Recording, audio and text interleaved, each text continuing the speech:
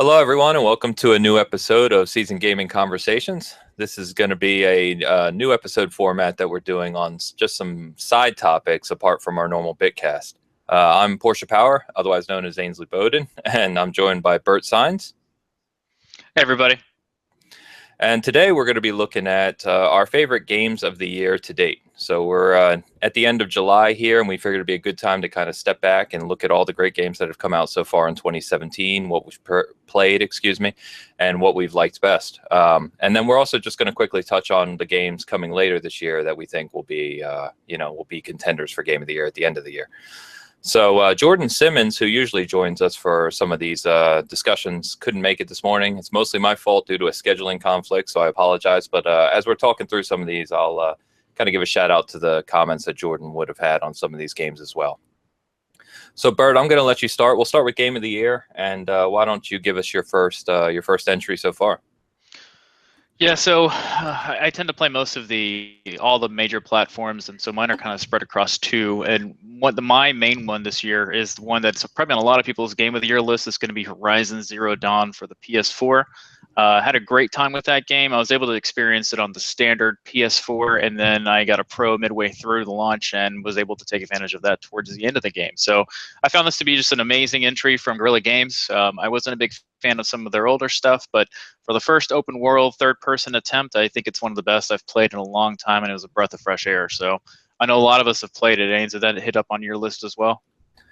Yeah, it does. In fact, it was my Game of the Year until the other title that I'll talk about, but a fantastic game. And especially when you consider Guerrilla Games had made, kind of first-person shooters of the Killzone games, and they just come and deliver this new IP out of well, I won't say out of nowhere. It's been coming for a while.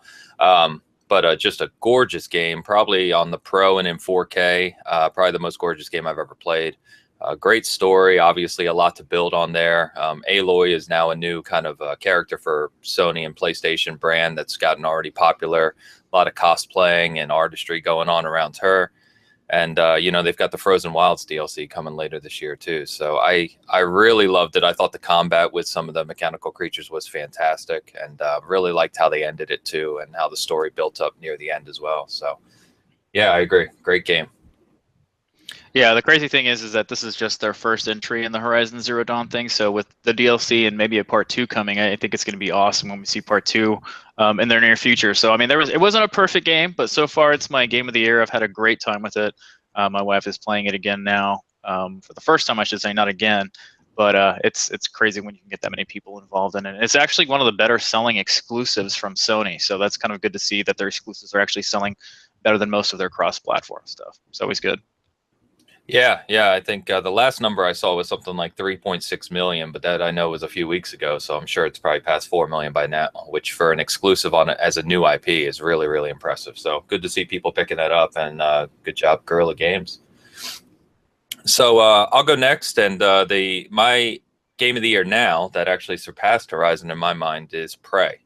And this is an interesting one because for the people who have played it and gone through it, and barring the kind of few technical issues it had at launch, I know quite a few people who have this on their list. In fact, Jordan, who sent us this list, and I said I would give it a shout out to, agrees with me on this. It's his Game of the Year as well.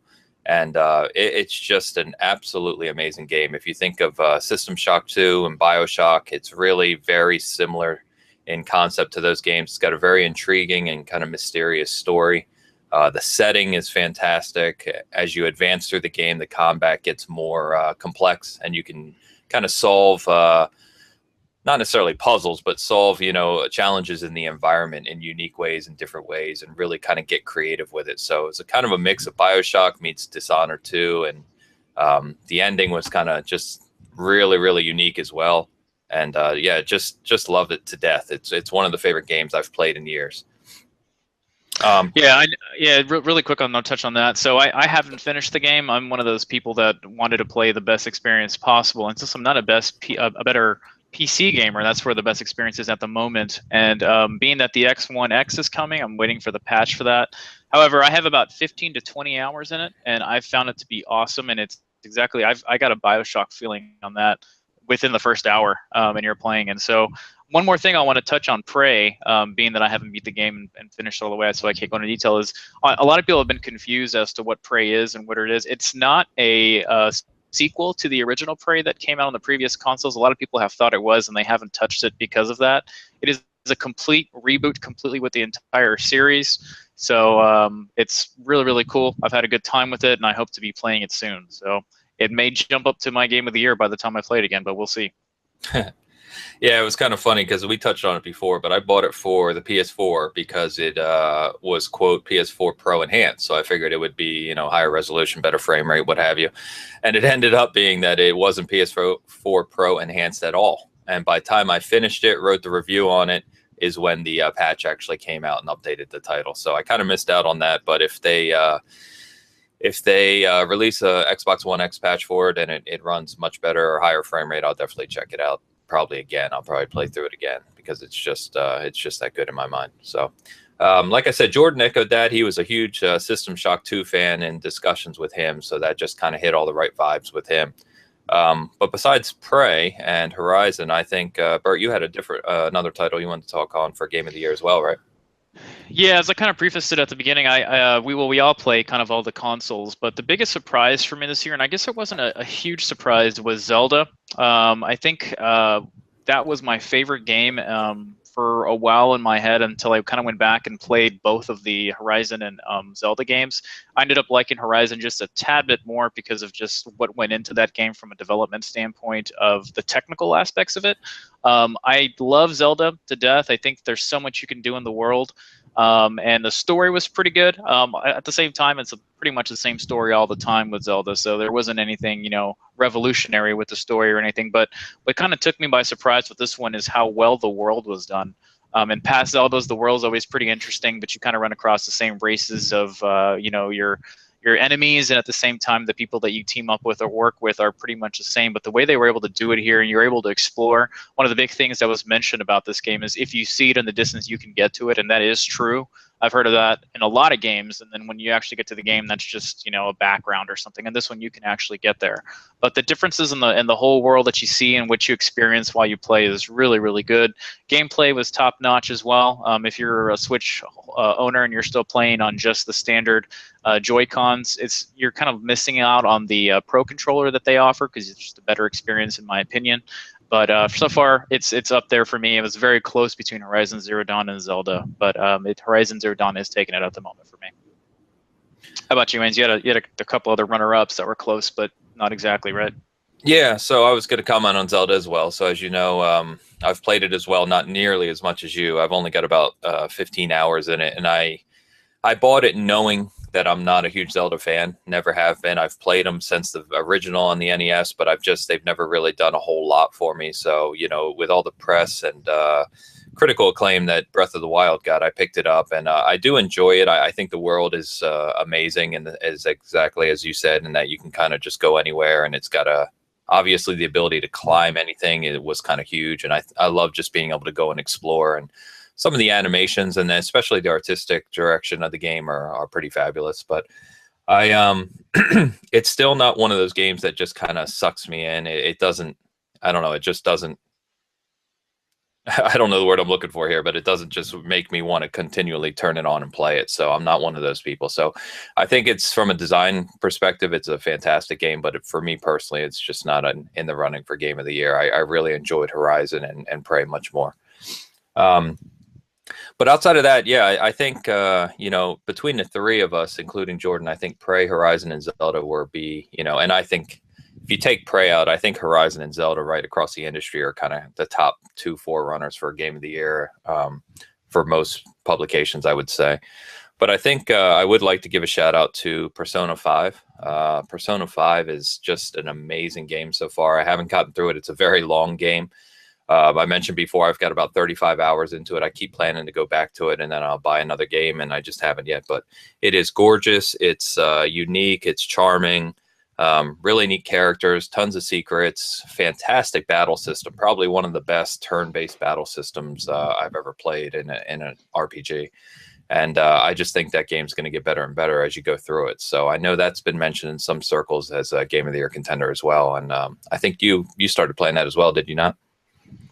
Yeah, so I have a subscription with GameFly, and I get games probably every so often while I'm playing something else. And I did get it, and I'm currently playing a different game, but I made the mistake of actually starting Persona 5 just to see it. I was a huge Persona 4 fan, and it's awesome. I mean, talk about a unique game when it comes to an art style. It's got its own unique gameplay mechanics when you're playing, and the story is always fun, no matter how you look at it with that game. I think it kind of falls into that realm of the Japanese type of RPG game that's always different, and it's not going to gather a ton of, I guess, feedback and stuff outside of Japan from the folks that like that. But it is getting a lot of talk. I don't think it'll be really given the game of the year in a lot of places, unfortunately, because of that. With that being said, there's a few other games that kind of fall in that realm too, of the Japanese game that either people will never play it just because they don't know what it is or anything. And for me, another surprise for me was Nier Automata. A lot of people are talking about that as being the game of the year that people will never play. So that is kind of a cool game. I suggest giving it a try, even if you're borrowing it from a friend, or maybe you do a subscription service like me with GameFly. So that might be something you might want to consider. It's really cool. However, it just hasn't been my game of the year so far. I probably would talk about it otherwise. Yeah, in fact, I was going to say if we look across all those kind of high level contenders, I thought I had played them all until you mentioned Nier, and as you said, it's one of those that I just haven't played. So it looks incredibly unique, and it's gotten a lot of positivity, behind it. I hopefully will get to it at some point, but yeah, I haven't run out and played it, so we'll see. And in that same vein, another game that has gotten a lot of positive press, but not a lot of people have played, is Neo. And that's another PlayStation 4, a game that you can only get on PlayStation 4 by Team Ninja, and it's the Samurai Souls-like game. So I really enjoyed it. I've got quite a bit of time into that. I enjoyed, I think I mentioned this before, but I enjoyed the loot aspect and the character building aspect better than Dark Souls, in the sense that it's got loot more like a Diablo, ARPG or something like that. But the world I found less intriguing. It's kind of closed off levels, and the design of them isn't anything to write home about, in my opinion. So I think that's another really good game, but I don't think it'll get a lot of Game of the Year consideration when we get to the end of 2017. Yeah, and there was one last runner up that I think was a Game of the Year contender. I think is called Mass Effect Andromeda. No, I'm just kidding. However, I will say that I've had a lot of fun with that game. I think some of the negativity mentioned in it has been kind of overblown. However, I understand some people's hesitation in picking it up. But if you are, looking for a game to play that, and you did like the past ones, I would give it a chance. And one last thing I want to kind of mention is there might be some games that you personally have found Game of the Year, but these are the ones that we have played and have enjoyed and have seen around the industry that are getting a lot of hype on this one. So if you have a personal one, share in the comments. Yeah, it's a good point. I mean, there's so many games nowadays. There's certainly other games that have come out that I'm sure will be at the top of people's lists. But about Andromeda, we joke about this amongst us. Jordan has finished it, huge Mass Effect fan, and has his own kind of comments on it. I think he kind of echoes some of your sentiments in that he actually kind of enjoyed it, but had quite a few complaints with it as well. I did start playing it, and it made me so mad that I just stopped, because I love Mass Effect as well. And I think we were both anticipating it being a potential Game of the Year candidate. And then, we don't have to go into what happened with the release. So, but anyway, so as Bert said, if you have another game that we didn't talk about, or something you'd like to kind of mention, just throw it in the comments, and maybe we'll bring that up on a future Bitcast. But now we're going to kind of talk about, our most anticipated title. So obviously, coming into fall, we're nearly at August, and right around the end of August is when things start to get kind of crazy with game releases, as always, it seems now. So we kind of made a list of a few games each that we think will be Game of the Year contenders, or some of our favorite titles at the end of the year. So Bert, you want to kick us off here as well? Yeah, so some of the unique stuff, after we kind of rode the wave of E3 and stuff that was coming, obviously we saw some stuff pushed to 2018. But so my list will have a few of kind of what I'm looking forward to the most, as well as some Game of the Year contenders. And I guess the most earliest one that's coming is just one that I don't think is going to be a Game of the Year contender, but hopefully it's done really well, and that's Cuphead. We've all been waiting for this game for a long time. And the art direction just looks cool. The gameplay is something down our alley, so we're hoping that it actually delivers on what it is. So that's kind of the soonest one on my list that's releasing soon, and I can't wait to play it. Yeah, we've said it multiple times. It seems to come up constantly now because I think we're anticipating it so greatly, right? But Cuphead is definitely near the top of my list. It's right up my alley. Love the art style. I love the development behind it and the company behind it, the story behind that development, and yeah, just it's right up there. Um, One that comes, and this wasn't even on my list, but one I think we should just mention because I seem to keep overlooking it somehow. That comes out next month is Uncharted Lost Legacy. You know, I'm a massive Uncharted fan, have all the games, love them to death, and this one I think because it's kind of a side story and it's not Nathan Drake isn't getting as much publicity as a mainline Uncharted title, but I think it's going to be a really fun game. They said it's going to be 10 to 12 hours. It's only $39.99, and I think it's going to be a blast. Yeah, I'm also a big Uncharted fan. I've played all of them, with the exception of 4. I've played it multiple times. And then obviously with Last of Us came out, then we got that's some more tag games. So Naughty Dog's always killing it. So I totally trust what they're doing with the series, and we've seen a lot of trailers for it, and the weird E3 conference where they kind of talked about it. So the other thing I think is throwing people off is the cost. So it's not a full price $60 game. So I think some people might be thinking that it's not a full game, or maybe it's just a short game. But Naughty Dog has mentioned this is a full game. It is, starring with some of the favorite characters of the Uncharted series. So we'll see how it is. I mean, that's right around the corner. I think it's what's the release date on that? It's beginning of August. It's either the 22nd or the 29th. Okay, so it's the end of August. Yeah. Yeah, it's one of those two. I know that the 29th is getting absolutely crazy. There's something like 10 mainline games releasing on August 29th now. We won't touch on them all here, but yeah, I agree. I think maybe people's expectations are a little off on that one, given the lack of Drake and the price tag. But yeah, I think they said it's going to be longer in story than Uncharted 1 was. So it should be a great game. And then once we get to October, I think one of the games that will certainly be in Game of the Year contention, and probably one of our favorite games, both you and I, Bird, is Mario Odyssey. I think. Personally, it's the reason I bought a Switch. I think it'll be the reason many people buy a Switch. And from what we've seen, especially after after a few weeks ago with some of the gameplay and some of the unique things they're doing, a lot of the gigantic hub worlds going back to more like Mario 64. Mario 64. I'm forcing myself to change. It just looks fantastic. I mean, everything you expect from a Mario game seems to be there, along with some new things. It looks gorgeous. It looks huge. It looks like there's a massive amount of secrets on every level, and I just can't wait to play it. That'll probably be one of those games between that and the Xbox One X launch a week or week and a half later. I may have to take some time off of my real job to just sit down and just enjoy those things.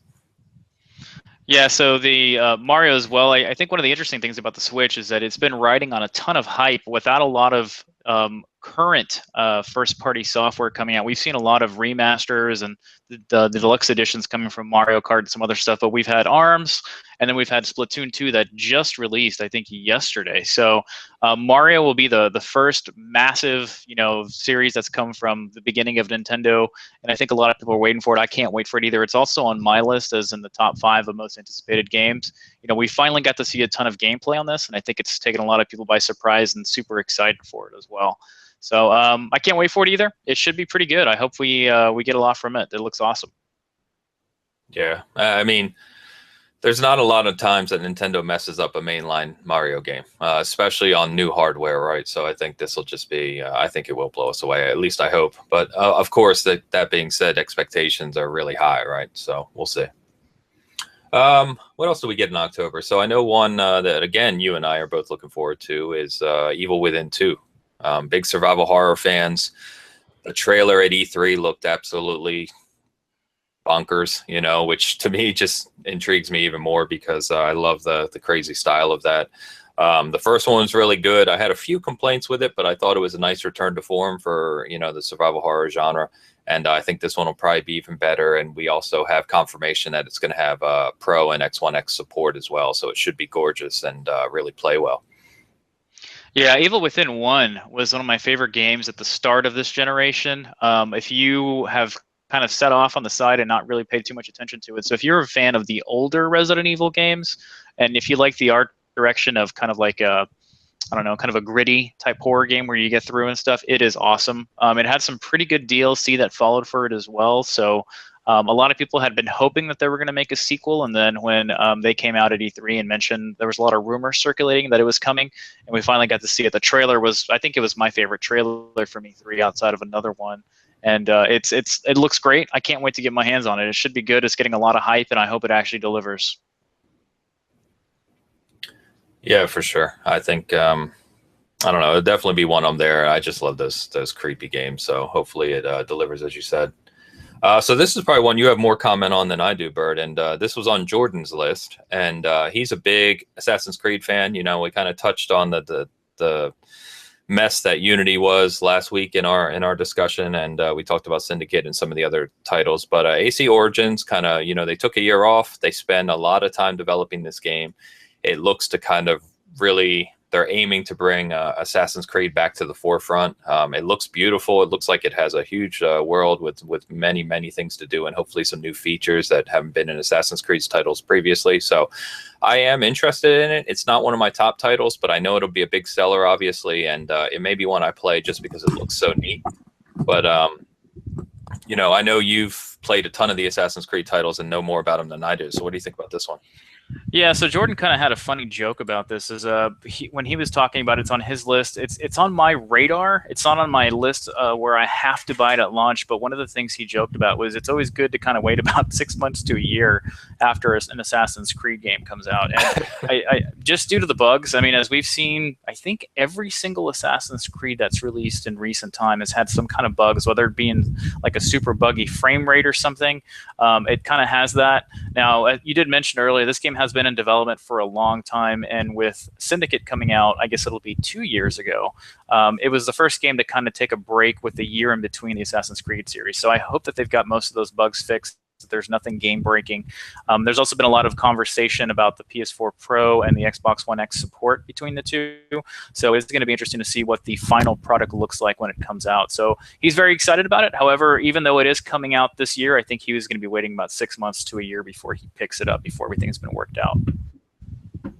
Gotcha. Yeah, that makes sense. And I think with so many titles releasing in the fall, you know, you have that capability to wait, right, to see how it launches, make sure that everything's worked out, and then you can pick it up for maybe a small discount a few months down the line. So that always kind of works nowadays too. With so many games released in the fall that by the time you get to January, February, there's probably 5 or 10 games you hadn't played that are already, you know, a third off in price. So it's a good time to kind of revisit some of this. That's really common with Ubisoft stuff as well. I mean, something will release at $60, and then by December, it's already discounted somewhere. So I've seen that with almost every single big Assassin's Creed. They are discounted pretty quick. So we'll see how it is, though. I mean, it looks cool. I think all of us have been very interested in the Egypt landscape in general.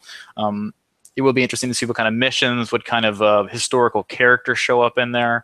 And during the developer interviews, they did mention that they had to do all of Egypt in that time period. So it will be cool to see what that actually means and what it looks like. So it's interesting. However, like I said, it's not on my list, and it is on Jordan's list, just not to buy exactly on launch. Yeah. Yep. One thing that I just want to give a shout out to Jordan too, because this was on his list. I can't speak to it. I have not played it. I've heard amazing things about it, but XCOM 2 has gotten a lot of rave reviews, and the expansion for that, War of the Chosen, is coming out later this year. And I know he's pretty big and pretty excited for that. So I can't comment a whole lot. Like I said, I just want to give a shout out for Jordan on that one. But did you play any of XCOM 2, Bert?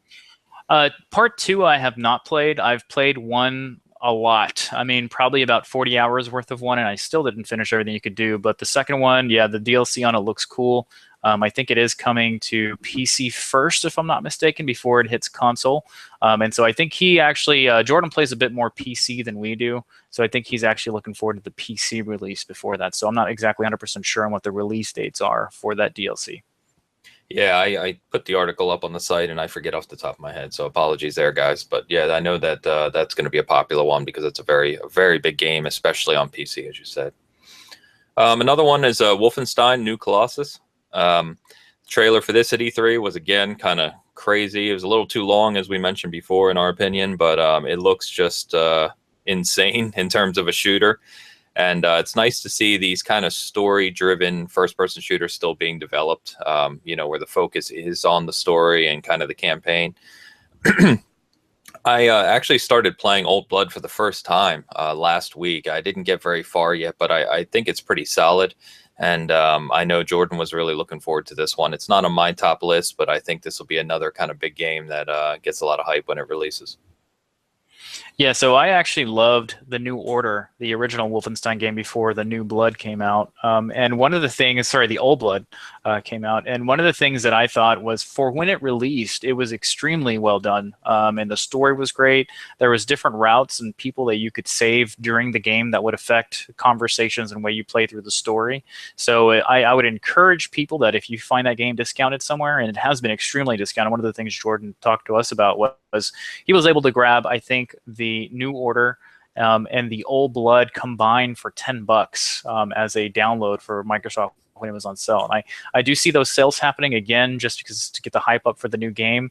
It is one of the best shooters that I've played in a long time, and I think a lot of people missed out on it because a lot of other big shooters were coming out during the release window of that. So with this new one coming, I encourage people to play, and it will be interesting to see if there's any bundles for the second one where they give it to you for free or something. But it was really good. And so with the new trailer that came out at E3, I think we can all agree it was kind of a crazy trailer because everything is kind of going crazy with, Nazi stuff. And then towards the end, there's like an acid trip that one of them has with like little, fairies and stuff. And that just kind of took me by surprise. I didn't see that coming at all. So it looks cool. I think a lot of people are excited about it. Yeah, and you make a good point about the bundle because Bethesda's done that in the past with Fallout 3 and Fallout 4. So this is another one as well with Bethesda that's already confirmed to have Xbox One X support. So just like Evil Within 2, this one's going to be kind of bumped up on the X One X. So something to look for. One of the ones that's on my list for most anticipated, and it was on Jordan's list as well, is the launch game with the Xbox One X, an exclusive for Xbox, and that's Crackdown 3. So Crackdown, large open world game, kind of, lots of verticality and shooting and just kind of crazy action.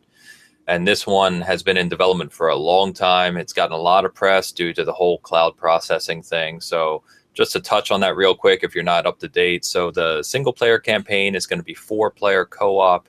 The world is twice the size and twice the height of Crackdown 1, which I found interesting. So it's going to be a massive, massive world. Xbox One X support 4K HDR, all the goodies. It launches on the same day as the Xbox One X, and then it also has a multiplayer mode, which is a 5-on-5 destroy the city type mode, and that's where the whole cloud processing comes into play that we've seen the demos of. So only in multiplayer will you be able to destroy the city and kind of fight team versus team, taking down entire buildings and everything. So that should just be amazing as well. I think they're going to be showing some more of that at Gamescom that's coming up. But their reasoning behind that was that in the single player campaign, of course, you couldn't destroy the city because then obviously the story missions and everything else wouldn't really work. So I think it's a neat direction they've took. I hope that the campaign's fun and enjoyable. I think it's cool. You can play it co-op. That could be a lot of fun. And I'm really looking forward to the multiplayer component as well. I don't think it's one of those that I'll look at as a competitive shooter, something like Halo or anything like that. But it should just be a lot of fun to play. So I know both Jordan and I are looking forward to that one. Bert, I don't know if that's one on your list or not. It's not on my list of stuff that I have to have. I'm very interested in and seeing what has to come out, and the more stuff that kind of releases about it as it gets closer is looking very interesting. I think there was some screenshots of the game that have come out recently that have got me even more interested in it. And I think, I'm not sure if it was a real, I haven't confirmed it yet, but it was kind of a shot of what the Terry Crews character is going to look like. Yeah, so that... Sorry, Bert. That was confirmed yesterday, actually, to be in-game, and Terry Crews, I forgot to mention, is playable as well. Yeah, so that from what I saw in that screenshot, it looks amazing. So there's been a lot of doubt and I guess some negativity towards how the game's going to look. So from what that is looking like, if the gameplay and the characters look like that while you're playing, wow, it's going to be another one of those showcase titles for the Xbox One X. And it's interesting that they're timing it near the exact date of launch. So I think it's going to be cool. But I was a huge Crackdown 1 fan. I didn't care for 2 as much as the first one. So it has me interested. If it's awesome, I'll pick it up. If it's something that's just mediocre, I'll probably pass on it. So we'll see how it is when it launches for me. Yeah, and I think to your point about that, the Terry Crews picture, I think they showed that to kind of show the level of detail that's being put into the game. I think it's gotten some flack for not being a showcase title, but it also has a very unique art style, right? It's kind of got that cell-shaded look, and it's a unique artistic direction. So it'll probably be one of those games that when you have it in front of you, especially on the Xbox One X and on a 4K screen or something with HDR, I think it's going to look absolutely mind-blowing, because I think it's just got that artistic direction that'll really show the contrast levels and the lighting and the colors and everything else. But you know, it's probably getting some flack, undeserved in my opinion right now. We'll see more of it soon. One that I think is on all three of our lists, I believe, Jordan, you and I, is Battlefront 2. We're getting later into the year now, but Star Wars Battlefront 2 looks to be everything I think a lot of people wish Battlefront 1 was. So we've commented on before about Battlefront 1 being gorgeous and having some cool gameplay, but it was kind of shallow and lacking some modes. So Battlefront 2 is looking to correct all that. It has a full campaign mode that is actually a Star Wars canon, and from a unique perspective that I'm looking forward to greatly. It's got the huge multiplayer battles again with you know, much more customizable options and classes and unlockables. And then it also is going to have full-on star battles as well, or space battles, excuse me. So, you know, like 12 on 12, I believe it was, space battles and X-Wings and other fighters. So it should be, as an overall package, I think this looks pretty impressive. Yeah, in just from a technical standpoint, it looks impressive, but just from a bang for buck standpoint, it's amazing. I mean, the DLC is going to be free. One of the things that was interesting about Battlefront 1 on the current gen consoles was that it was very bare bones, and then you got charged a lot of money for the DLC, which kind of almost completed the game that it almost should have been from the beginning. So if you're able to pick up Battlefront now, it's a very different product than it was from it when it first launched. So there's a lot of DLC and stuff that you can play. So when we saw the fact that everything was going to be free from a DLC standpoint, when the campaign's there, the multiplayer's there, the different areas that they visit in the game, I mean, it looks like a must-buy for many people. So even if you're not playing it from a multiplayer standpoint, there's plenty to play there. So I'm looking forward to it. It looks great. And with the new consoles that are going to be out of Xbox One X and Pro support, it's going to look amazing for everybody to play. Yeah, it's a good point about the season pass, or there being no season pass and all the DLC being free too. So I think that's great. I think the only game that I can think of that's still going to have a season pass is Call of Duty. Or have they confirmed a season pass for World War II? I believe there is going to be a season pass. Yeah, so that's kind of a negative. It's your typical Activision stuff, and when they get a lot of hate for that franchise. But you know, I don't really have a defense for COD. Yeah, I didn't even want to bring that topic up. I was just trying to think of the season passes. So I think that's everything I had on my list. There's probably a few other games I'm looking forward to that I don't think will be Game of the Year contenders or my most anticipated. But Bert, why don't you got another title out there that you know, you're looking forward to later this year that's not going to be on those lists, but you know, you're still looking forward to? Yeah, so I have a couple that I'm looking forward to, and it's the one we just mentioned. So the new Call of Duty coming out is on my most anticipated list. I know that a lot of people are not big fans of the space type direction that the Call of Duty series has gone through. We've talked in the past how there is now 3 different developers that work on the series year after year, so you're not getting the same recycled content from the same developer the year before. So this one, they are going back to the World War II era to kind of have their battle, and they're kind of, I don't want to say they're turning more battlefieldish, but they are going to have bigger maps and more open maps, and there's going to be some different gameplay types that haven't existed in Call of Duty before. The other thing is the zombies are kind of returning in a I guess similar standpoint, but from that time frame to kind of enjoy it as well. So a lot for that. They just had some of the trailers come out for it and kind of the actors that are playing the characters. So if you've seen those recently, that's what they belong to. So I think it looks really cool. I've always enjoyed Call of Duties. A lot of people, you know, kind of like to trash. But I think we're hopefully going to be getting a different experience here, and it's getting a ton of hype outside of just your typical Call of Duty fanboys. So I hope it's good. I can't really say if it's going to be awesome though, and it's going to meet everybody's expectations. But I think it'll be good. And I think you mentioned you were interested in it too from previous Call of Duty. So are you still somewhat excited about it, or where are you at on it? Yeah, I am actually. It's probably the most excited I've been for Call of Duty in a few years, even though I'm actually one of the seeming minority for some reason that enjoyed Infinite Warfare, as you did. But yeah, I think it looks really good. I am a fan of, and I don't even want to use the phrase, but I kind of have to say it, is boots on the ground. It's kind of the phrase we've heard repeated, you know, nonstop with this title, but I think a return to form for World War II shooter would be really fun in multiplayer. And those games are always fun to just pick up and play because of the speed, of the game. The mechanics feel good. It's always running at 60 frames, and it's smooth, and there's a lot of unlockables and things to do. So I'll probably pick it up. I just don't know with Star Wars and Crackdown and all these other games. I don't know how much time I'm going to have to dedicate to it, but I am looking forward to it. Yeah, one of the crazy things is that I remember when the first Infinite Warfare trailer launched, it was one of the most disliked trailers ever with thumbs down on YouTube. However, a lot of people don't realize that the game sold crazy, and people still, disliked it or found reasons to hate it. And I think a lot of that is attributed to the Battlefield versus Call of Duty, fanboy war that exists on its own. I've always been one of those people that kind of separate the two, because as much as they're both shooters, that you both do different things in the games, and you have different objectives to accomplish while you're playing. So I don't know. We'll see. I haven't seen the same hate that I saw for Infinite Warfare when it came out. I've seen a lot of people kind of excited that they're going back to World War II. Some of our friends are like, I'm sick and tired of the space guns and how you can jump 20 feet and then do this with another type of enemy. So with it kind of being grounded, as you were kind of saying, I think it'll be different. So I think we're done with the puns for that one. But yeah, I think we'll see what happens. And yeah, to your point, there are so many shooters coming out that it seems to be that'll be what fall pretty much is for a lot of people. That and racing games. My other one that is my final anticipated game for the fall, I guess the remainder of 2017, is South Park: Fractured But Whole. I'm more of the South Park guy with our group here at Seasoned Gaming, and I've followed it since the beginning.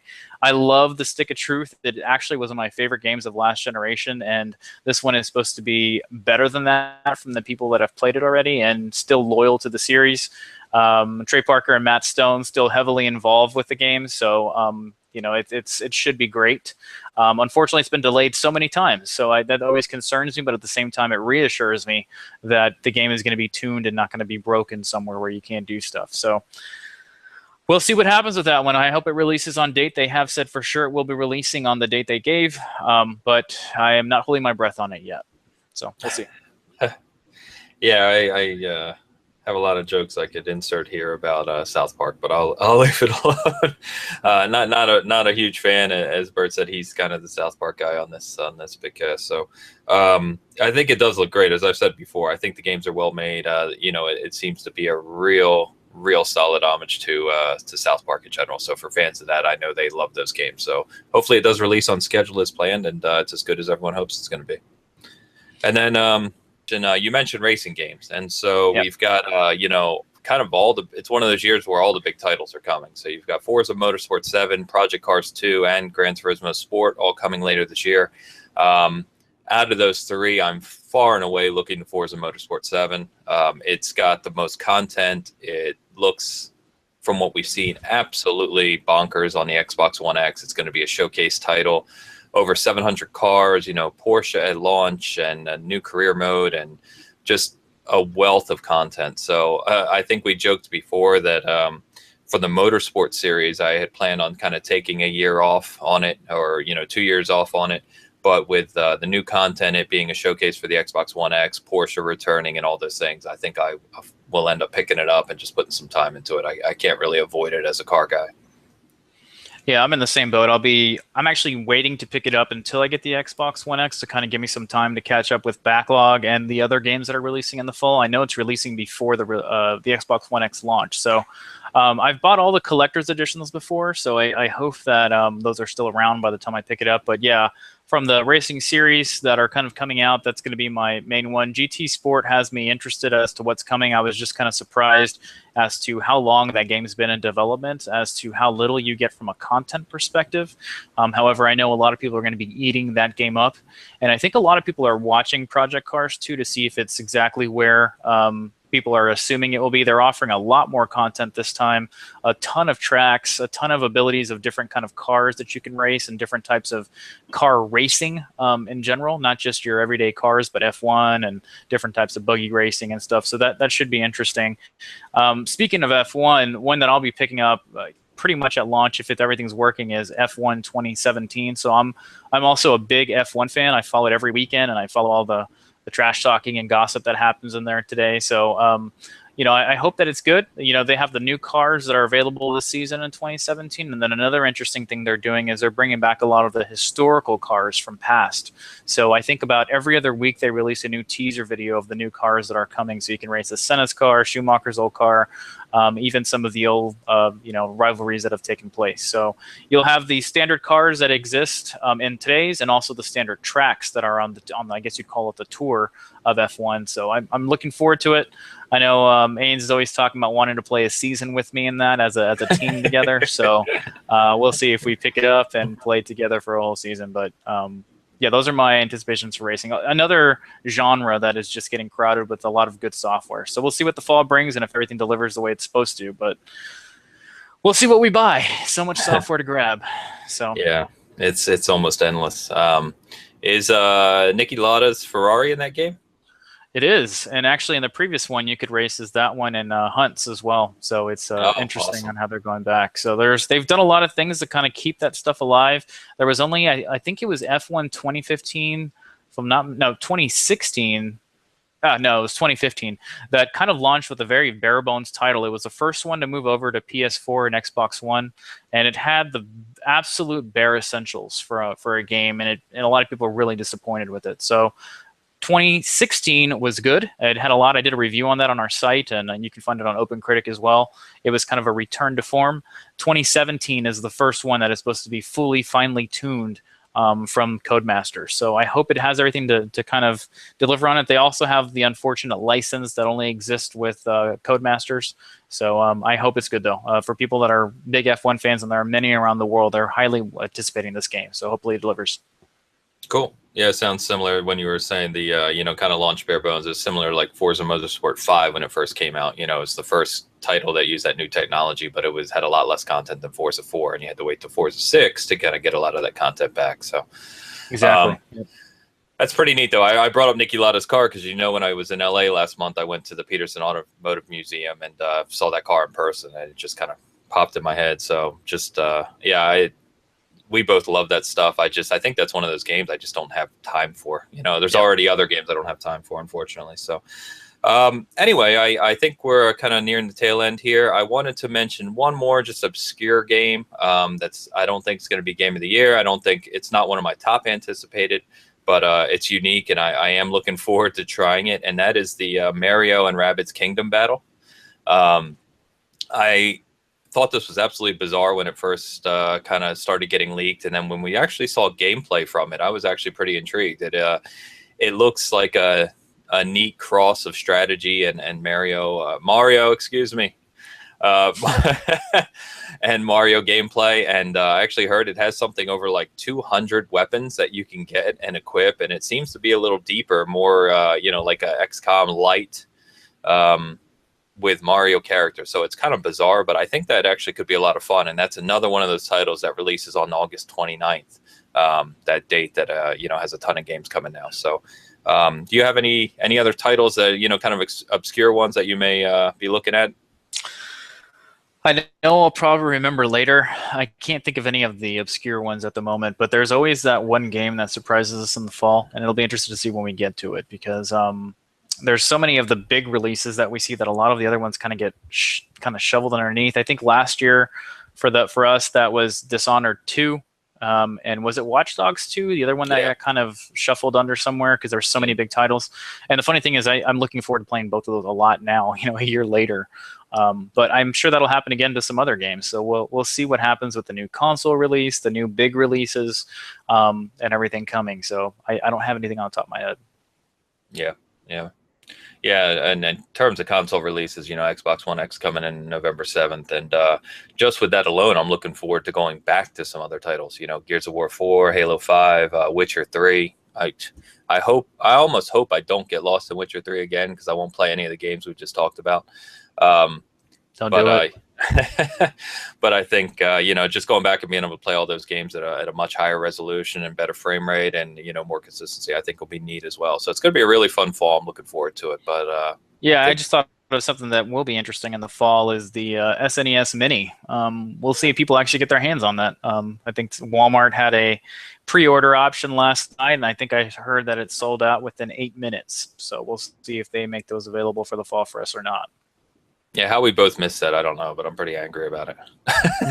So, All right, guys. Well, I think we're going to close it out then.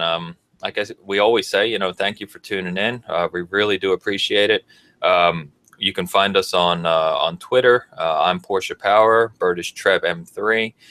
We have a Facebook chat group that you're welcome to join. Kind of more of a mature discussion there. You can always obviously find us on the site and give us feedback. And then this conversation we had today, we're going to be calling our season gaming conversations. They're just going to be kind of single topics that we feel have relevance over the course of the year, and you'll see these every few weeks. And then we'll get back to our bi-weekly standard kind of Bitcast format next week as well. So, as I said, I'm Porsche Power. Thanks for tuning in. Bert, any last things to say? no, thanks for listening in, guys. And as you mentioned, we're also on SoundCloud and iTunes if you'd like listening more from an audio standpoint, so you can always find us on there. But make sure to like and subscribe if you haven't already, and stay tuned for our next content coming. Thanks, guys.